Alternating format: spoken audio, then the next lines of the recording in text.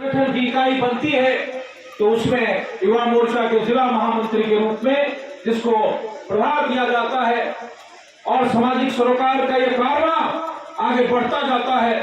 लेकिन उस व्यक्ति को लगता है कि समाज को बनाने के लिए, सामाजिक संघर्षों को नई रूप और नई रेखा देने के लिए, उसके प्रतिचित्रण के लिए शिक्षा दान भी आवश्यक है। और फिर पुनः वो शिक्षक हो जाता है और शिक्षक के बाद उसकी कर्तव्यपरायणता, शिक्षा दान और एक शिक्षक के रूप में उसकी भूमिका, जिसके बारे में अपने वक्ताओं से आप सुन रहे थे। और सत्य को परोसने के लिए, समाज के संघर्ष को परोसने के लिए, समाज के सत्य को परोसने के लिए हाथ में कलम भी उठता है और पत्रकारिता की भाषा में पत्रकारिता का वो मुखर सिपाही समाज का वो चित्रण भी करने लगता है। मैं अपनी बात को बहुत आगे न बढ़ाते हुए, क्योंकि पहले ही बहुत लेट हो चुका है और बहुत लोगों ने अपनी बात रखी है, लेकिन मैं चंद उन बिंदुओं को जरूर रखना चाहता हूं। 1980 का दिन था, परिणाम निकल रहे थे और मैं पिताजी के साथ पासोपुर आया हुआ था।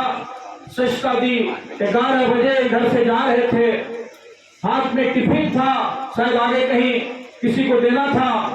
उन्होंने हमारे तरफ मुंह करके कहा, अमर जी पहला रिजल्ट आंध्रा से आया है और भारतीय जनता पार्टी का खाता खुल गया। वो बात इतनी मर्माहत करने वाली थी कि एक ऐसा छात्र जिसको भी राजनीति की बड़ी समझ नहीं थी, लेकिन वो मैं विद्यार्थी परिषद में था, तो उसको लगता था, क्योंकि समाज में भारतीय जनता पार्टी के लोग हुआ नहीं करते थे।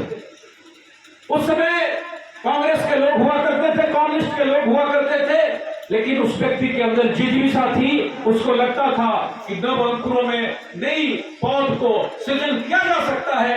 इसीलिए उसका चेहरा हमारी तरफ मुखातिब हुआ। उसे लगा कि विद्यार्थी परिषद में यह भी काम कर रहा है, आने वाले दिनों में भारतीय जनता पार्टी का यह भी सिपाही होगा। इसीलिए परिणाम की उत्सुकता हमारे तरफ मुखातिब होकर उन्होंने कहा था। मित्रों, ये बात इसलिए कहता कि हमेशा इसके पहले हमारे वक्ता कह रहे थे, महापुरुष वही होता है जो अतीत की संकल्पनाओं को, अतीत की गाथाओं को समेटकर, वर्तमान को सजाकर और भविष्य की गाथाओं को एक साथ परोसने की क्षमता रखता है। अपने अल्प आयु में, ये मरने की उम्र नहीं थी, लेकिन अपने अल्प आयु में उन्होंने समाज के तीनों वर्गों को एक साथ सींचा। और यही कारण था कि हमारे जब संचालक महोदय नाम को लिस्टिंग कर रहे थे तो उसमें उनको कठिनाई हो रही थी।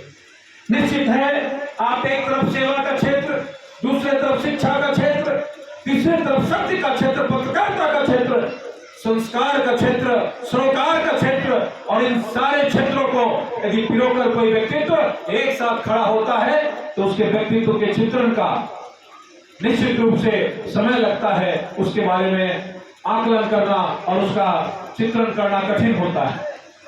हम चंद उन बातों की तरफ इशारा कर अपनी बात खत्म करना चाहते हैं।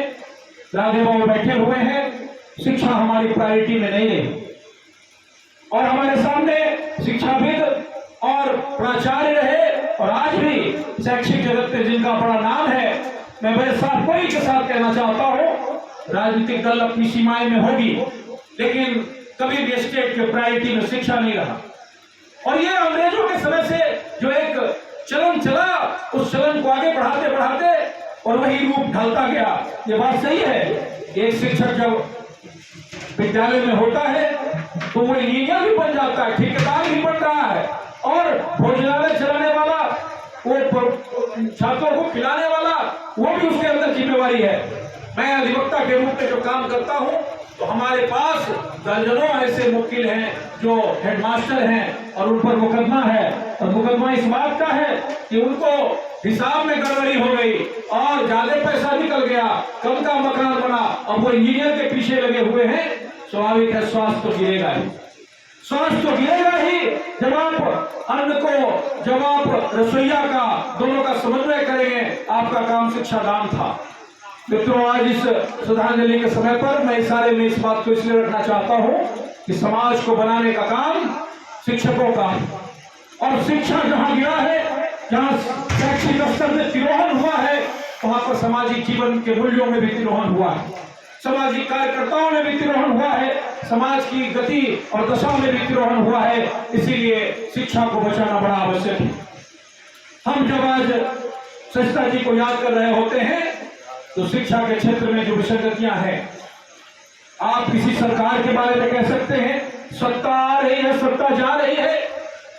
हम इस समय जेपी को याद करना चाहते हैं, जिस जेपी काल के ये सिपाही थे। जेपी ने कहा था हम सत्ता परिवर्तन के लिए संपूर्ण क्रांति है, लेकिन यह सत्ता परिवर्तन के लिए नहीं है, यह व्यवस्था परिवर्तन के लिए है। और व्यवस्था परिवर्तन शिक्षा क्षेत्र में, सामाजिक जीवन के क्षेत्रों में, अन्य क्षेत्रों में सांस्थानिक भ्रष्टाचार का जो बोलबाला है, उन क्षेत्रों में आज ब्लॉक में कौन जाता है, ब्लॉक में किसकी योजनाएं हैं, और सबसे जो समाज के अंतिम पायदान पर बैठा हुआ गरीब है, वही समाज वही ब्लॉक में जाता है।